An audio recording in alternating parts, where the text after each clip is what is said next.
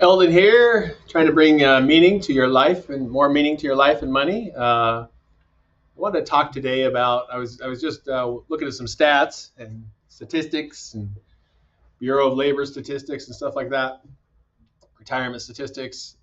And you probably can guess if you think about it for a minute what the two biggest expenses are that people have in their lives before retirement. If you guessed taxes and housing, you would be correct. The estimates are that how taxes, is on average 25 to 35% of someone's income. In many states of the US, that's actually low. It goes as high as 50%, 55% in some cases.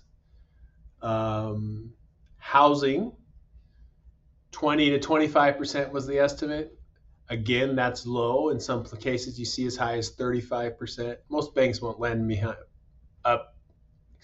won't lend much higher than that. But it's crazy, right? If you add those percentages together, let's say you have a 30% tax burden and a 30% housing burden, that means if you get paid $100, $60 goes to Uncle Sam and to your housing. You have $40 left, 40% to vacation, buy cars, pay for insurances, buy food, go out to eat once in a while. Oh, and you're supposed to save 15% of your income into retirement and pay for your college for your kids.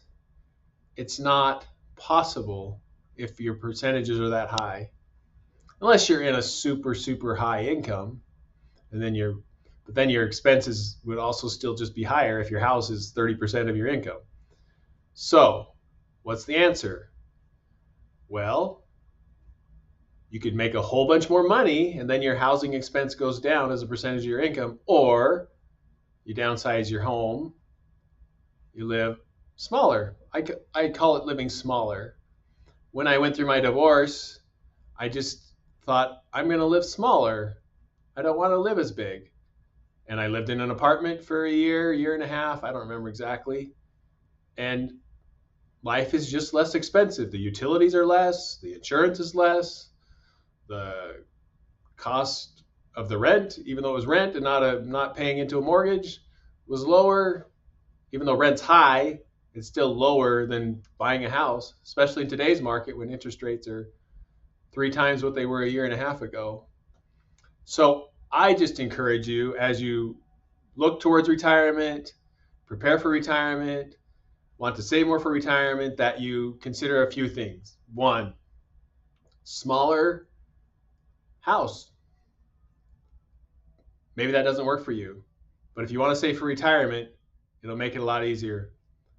Pay off the house as fast as you can. That frees up 25 to 30% of your income, which you can then use to save and invest for the future. And you can make a lot of progress really quickly if you have the house paid off.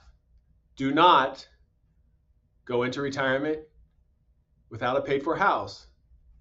It's just harder because now we got to produce income from our investments to cover 25 to 30% of our pre-retirement income. And usually we have to pay more taxes because we're taking higher distributions from a 401k or an IRA to make those payments. So those are rules of thumb. Everyone's situation is different. This is not specific advice to you, just something to consider.